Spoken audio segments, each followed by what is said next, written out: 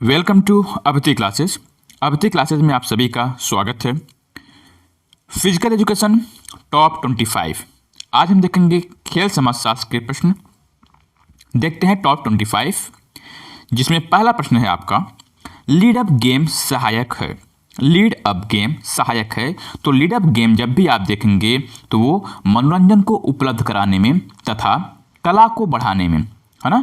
Lead up game जो है मनोरंजन उपलब्ध कराना तथा कला को बढ़ाना, इसमें सहायक होते हैं। कौन? Lead up game. ठीक है, हर एक प्रश्न को बिल्कुल ध्यान से सुनना है ना, जिससे कि वो एक भी पॉइंट आपका मिस ना हो। दूसरा प्रश्न है, एक प्रभावशाली निर्णय करने की लक्षण, है ना। एक प्रभावशाली निर्णय करने का जो लक्षण होता है वो कौन सा है? वो कौन सा है? तो उसमें हम ये देखेंगे कि जो नियमों का ज्ञान होता है ना, नियमों का ज्ञान, यह जो है एक प्रभावशाली निर्णय करने का लक्षण होना चाहिए। क्योंकि भाई ये है किसी पक्ष विशेष या फिर कार्य विशेष के अनुचित लाभ या हानि की संभावना खत्म हो जाती है तब जब आपको नियमों का ज्ञान होता है ना। भाई संबंधित गतिविधियां होती हैं कैसे? पारदर्शी होती हैं, है ना। वो जिससे इससे भी जो संबंधित गतिविधियां हैं वो होती हैं बिल्कुल पारदर्शी। तब ये होते हैं जब जो है नियमों का ज्ञान होता है। ठीक है, नेक्स्ट क्वेश्चन देखते हैं। यहाँ कहा जा रहा है कि भारतीय रेड क्रॉस सोसाइटी की स्थापना कब हुई थी? तो भारतीय रेड क्रॉस, सबसे पहले आपको बता दें कि यह जो है एक अंतर्राष्ट्रीय संगठन है। कैसा? ऐच्छिक। ठीक है, ऐच्छिक अंतर्राष्ट्रीय संगठन है भारतीय रेड क्रॉस, है ना। यह ऐच्छिक अंतर्राष्ट्रीय संगठन है और उसके बाद इसको स्थापित किया गया था 1920, है ना, 1920 में। तो ये जो है शारीरिक स्वास्थ्य की उन्नति, रोगों का प्रतिबंध और पीड़ितों की सहायता पर बल देती है। कौन? भारतीय रेड क्रॉस सोसाइटी। यह जो है किस पर? भाई ऐसा है जो शारीरिक स्वास्थ्य की उन्नति के लिए, रोगों का प्रतिबंध लगाने के लिए और पीड़ितों की सहायता पर कौन बल देता है? तो भारतीय रेड क्रॉस सोसाइटी। किसके लिए स्थापना की गई? भाई इसी के लिए कि रोगों को प्रतिबंध और भाई पीड़ितों की सहायता पर बल दिया जाए। किससे? रेड क्रॉस सोसाइटी से। ठीक है, नेक्स्ट क्वेश्चन देखते हैं। टर्नवेरियन आंदोलन को शुरू किया गया था। जो टर्नवेरियन आंदोलन शुरू किया गया वो किसके द्वारा शुरू किया गया था? तो उसको शुरू किया गया लुडविन जॉन के द्वारा। लुडविन जॉन के द्वारा जो है टर्नवेरियन आंदोलन शुरू किया गया था। भाई कब शुरू किया गया? 1811 में, है ना। 1811 में, 1811 में इसको शुरू किया गया था। इसका जो शब्द है ना, टर्नवेरियन जो शब्द है, ये जो है व्यायाम को या फिर एथलेटिक, है ना, एथलेटिक को दर्शाता है। या टर्नवेरियन जो है एथलेटिक को दर्शाता है। ठीक है, नेक्स्ट क्वेश्चन देखते हैं। यहां कहा जा रहा है कि जब एक समूह के सदस्यों में आपस में आकर्षण देखा जाता है ना, तो समूह कौन सा है? जब आकर्षण देखा जाए, है ना, जब समूह के सदस्यों में जब आपस में आकर्षण देखा जाता है तो भाई वही है संशक्तिशील समूह, है ना। ये जो है संशक्तिशील समूह हो जाएगा जब आकर्षण देखा जाता है ना। जबकि विशिष्ट प्रकार के जो लोग होते हैं, भीड़ कहते हैं उनको। क्या? जब विशिष्ट प्रकार के लोग हो जाएं तो उसी को हम क्या कहते हैं? भीड़ का नाम देते हैं, है ना। अब जो प्राथमिक समूह है, क्या? प्राथमिक जो समूह है वो क्या करता है? एक प्रकार का जो छोटा सामाजिक समूह है, जो सदस्य आपस में जो है संबंध रखते हैं, तो वो प्राथमिक समूह हो गया। भाई प्राथमिक समूह ऐसे समूह होते हैं जिसमें जो है एक छोटा सामाजिक समूह होता है। ठीक है ना, जो भाई जितने भी सदस्य होंगे आपस में जो संस्कृति को साझा करते हैं, क्रियाकलाप करते हैं, तो वो आपके प्राथमिक समूह के अंतर आते हैं, है ना। तो ये हो गए आपके समूह के बारे में। नेक्स्ट देखते हैं, निम्न में से कौन सा मानव समूह के प्राथमिक समूह से संबंधित नहीं है? तो देखिए, जो मानव समूह से प्राथमिक समूह से संबंधित नहीं है तो उसमें हमको क्या इसमें दिखेगा? भाई ऐसा है जिससे क्या है, मानव समूह के प्राथमिक समूह से संबंधित नहीं है, तो वो ऐसे होंगे जो हमारा गांव है। क्या? गांव है जो है यह प्राथमिक समूह से संबंधित नहीं है। जबकि परिवार, खेल टीम और सहपाठी, यह जो है प्राथमिक समूह से संबंधित है। कौन कौन से?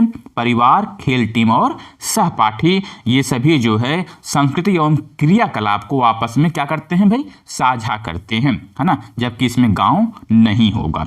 नेक्स्ट क्वेश्चन है आपका कि जब समूह के सदस्य पहले से अस्तित्व रखते हैं तथा आमने सामने वार्तालाप करते हैं और शारीरिक निकटता रखते हुए सुदृढ़ भावनात्मक जुड़ाव रखते हैं, तो ऐसे समूहों को हम किस नाम से जानते हैं, है ना।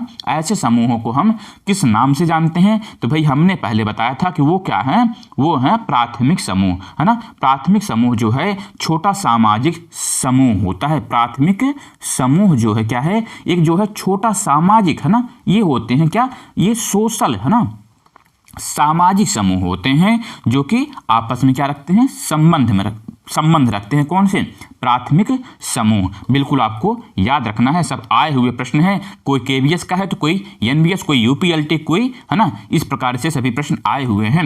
नेक्स्ट क्वेश्चन देखते हैं। यहाँ कहा जा रहा है कि समाज शास्त्र के दृष्टिकोण से निम्नलिखित में से प्रथम समूह कौन सा है। जो प्रथम समूह कौन सा है, तो भाई यहाँ पर जो है हम देखेंगे जो प्रथम समूह है अपना क्या है, परिवार है ना। प्रथम समूह कौन सा है, तो परिवार है, यानी कि जो हमारा प्रथम समूह होगा वो परिवार होता है। ठीक है, नेक्स्ट क्वेश्चन देखते हैं। अगला है अपना कि प्राथमिक समूह में समूह है, जो प्राथमिक समूह वे समूह हैं, ये वे समूह हैं जिनमें सदस्य एक दूसरे के साथ आमने सामने रहते हैं। ये किसने कहा था, तो भाई किसने कहा था, कूले साहब, ये थे CH कूले साहब, CH कूले साहब ने इसको कहा था कि भाई प्राथमिक समूह वे समूह हैं जिनमें सदस्य एक दूसरे के साथ आमने सामने रहते हैं।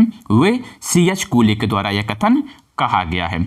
चलिए देखते हैं अगला प्रश्न जो है, निम्नलिखित में से कौन सी हमारी सांस्कृतिक धरोहर है। भाई सांस्कृतिक धरोहर है तो कौन सी इसमें जो है सांस्कृतिक धरोहर है, तो सबसे बड़ी बात भाई जो खेल है ना, क्या खेल जो है वो क्या है, सांस्कृतिक धरोहर है ना। भाई इसमें क्या है कि ये उद्गम कब हुआ, कहाँ से हुआ, इसका अभी तक तो कोई पता नहीं चला है ना। इसका जो अस्तित्व है इसका जो है पता नहीं चला भाई ये जो है शुरुआत कहाँ से, उद्गम कहाँ से होता है ना। जबकि जो है कहीं से भी हुआ, लेकिन हमारी जो सांस्कृतिक धरोहर वो क्या है, खेल है, क्योंकि बिल्कुल बहुत पुरानी, है ना, ये चलती चली आ रही है।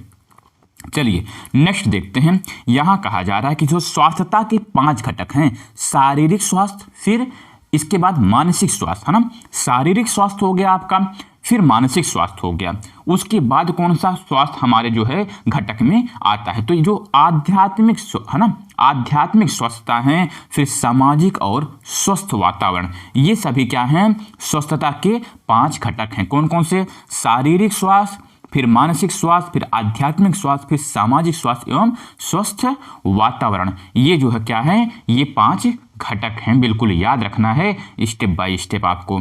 ठीक है, नेक्स्ट क्वेश्चन देखते हैं। भाई यहाँ कहा जा रहा है कि स्वस्थता का महत्व है, स्वस्थता का महत्व यानी कि भाई वेलनेस का महत्व है। भाई आप जो है फिट हो तो वह महत्व किस में है, यह जो है एक अच्छे जीवन यापन में क्या होता है, सहायक होता है ना। स्वस्थता जो वेलनेस है आपकी, वो भाई आपके अच्छे जीवन यापन में क्या होता है, सहायक होता है।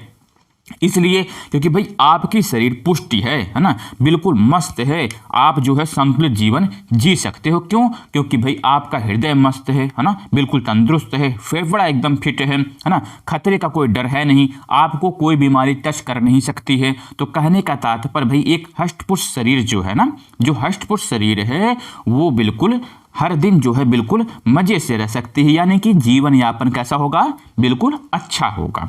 फिर चलते हैं नेक्स्ट क्वेश्चन पे। यहाँ कहा जा रहा है कि आपदा प्रबंधन योजना के 4 चरण, बिल्कुल याद रखना है आपको कि आपदा प्रबंधन योजना के जो 4 चरण है ना, वो कौन कौन से हैं। तो जो समन है ना, जो समन है, ये जो समन है ये आपदा प्रबंधन के पहले हो गए।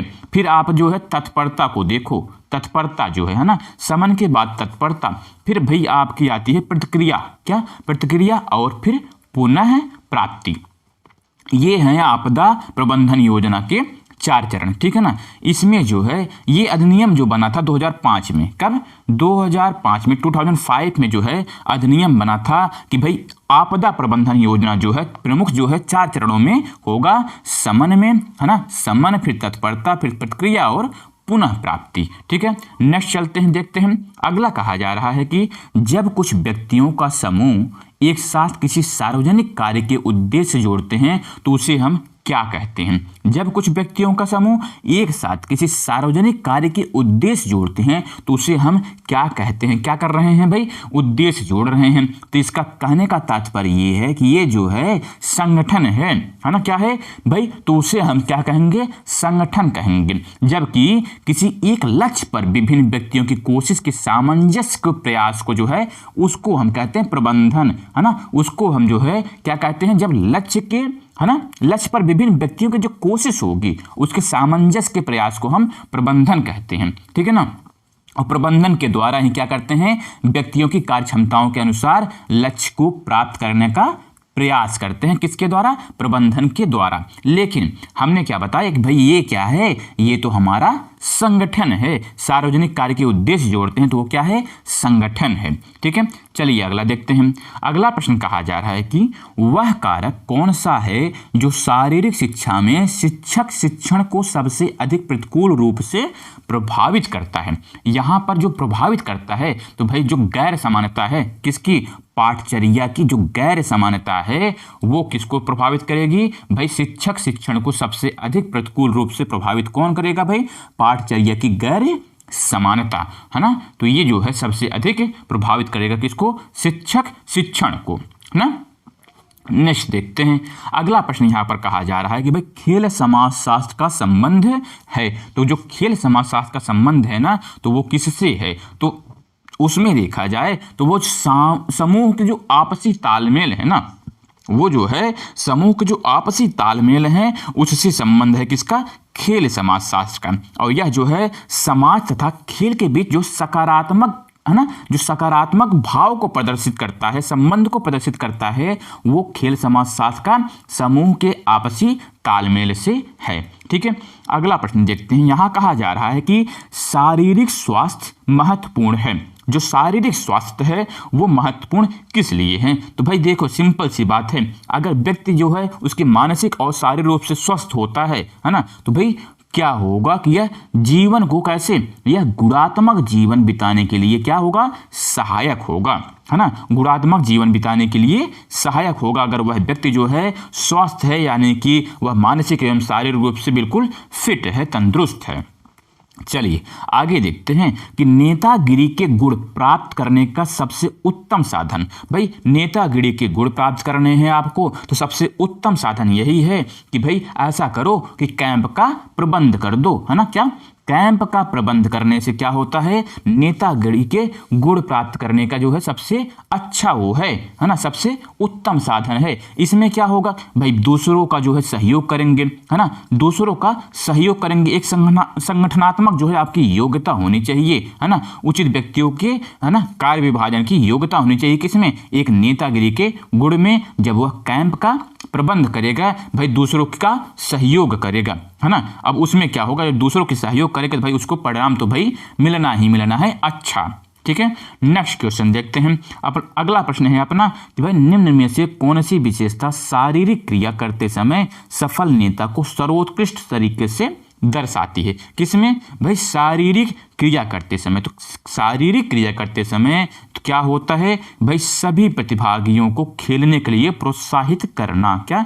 सभी प्रतिभागियों को खेलने के लिए जो है प्रोत्साहित करना जो है यह क्या है कि एक सफल नेता को सर्वोत्कृष्ट तरीके से दर्शाती है ना? ये सर्वोत्कृष्ट तरीके से दर्शाती है कि जब जो है शारीरिक क्रिया करते समय सफल नेता को वह जो है सभी प्रतिभागियों को, है ना, सभी प्रतिभागियों को खेल के लिए प्रोत्साहित करे।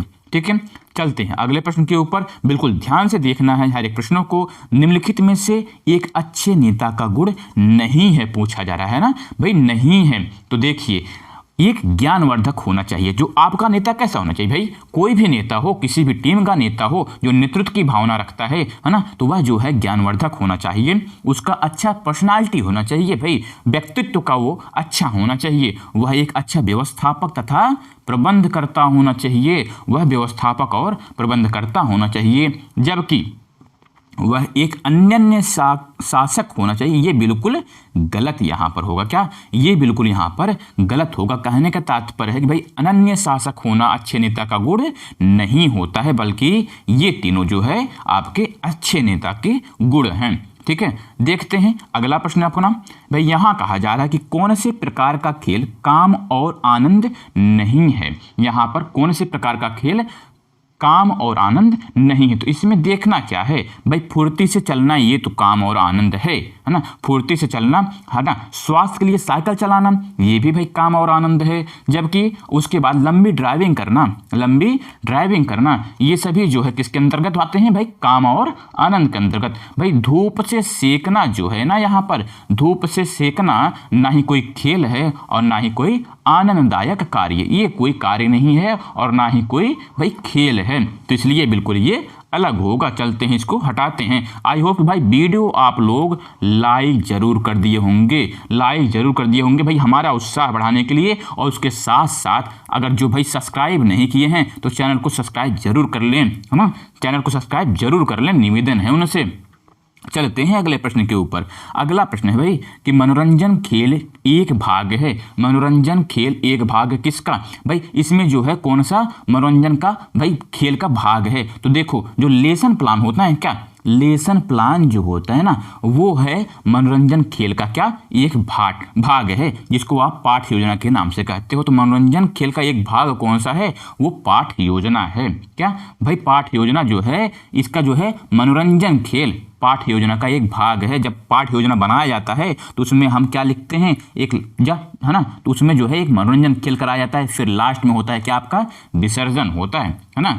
चलते हैं फिर अगले प्रश्न के ऊपर। और अगला प्रश्न है हमारा कि निम्न में से मनोरंजन के साधन हैं। निम्न में से मनोरंजन के साधन हैं। तो भाई इसमें से कौन सा साधन आपको दिख रहा है। वाद विवाद में भी क्या होता है भाई, मनोरंजन होता है ना, मनोरंजन भी होता है। उसके बाद आगे चलते हैं, लोक नृत्य हो गया, खेल कूद हो गए, है ना, कथा श्रवण हो गया, टेलीविजन हो गया। ये मतलब जितने भी साधन हैं ये सभी किसके अंतर्गत आएंगे, तो ये सभी जो है मनोरंजन के अंतर्गत आते हैं। ये सभी जो है मनोरंजन के अंतर्गत आते हैं। चलते हैं अगले प्रश्न के ऊपर। यहाँ पर है कि निम्नलिखित क्रियाओं में से कौन सी मनोरंजन क्रिया नहीं मानी जाती है। बिल्कुल देखो भैया ऐसा है कि आप खेल कूद में देख लो, चाहे वो basketball, volleyball, cricket, water polo, जो भी कुछ है ना, ये सभी जो है क्रिकेट खेलना, ये सभी जो है सब किसमें भाई, ये तो आ गए आपके मनोरंजन में। ताश खेलना भी मनोरंजन का है भाई, जिसको आप कार्डो का खेल कहते हो ना, कार्डो का खेल जो है ये जो है आपके मनोरंजन आ गए। कैरम बोर्ड खेल लो, शतरंज खेलो, लूडो खेल लो, ये सभी क्या है, मनोरंजन के साधन हैं। फिर उसके बाद पोस्ट कार्ड देखते हो आप, पोस्ट कार्ड इकट्ठा करो, डाक टिकट इकट्ठा करो भाई, खिलौनों का संग्रह जो है वो भी क्या है, मनोरंजन है। लेकिन जो यहाँ पर एक और आ गया क्या, योगासन। भाई योगासन तो मनोरंजन नहीं है, यहाँ पर क्या मनोरंजन नहीं है, क्या इसमें योगासन मनोरंजन नहीं है। और आज का जो अंतिम प्रश्न है वो आपके सामने है कि कौन सी एरोबिक क्रिया मुख्यतः मनोरंजन के काम आती हैं। भाई है क्या मनोरंजन के काम आती हैं, कौन सी एरोबिक क्रिया, तो जो तालबद्ध व्यायाम है ना, तालबद्ध व्यायाम जो है यह भाई क्रिया मनोरंजन के काम आती है ना। इसमें क्या होता है, इसमें भाई एक समूह में लोग आपस में क्या करते हैं, प्रतिस्पर्धा करते हैं, है ना।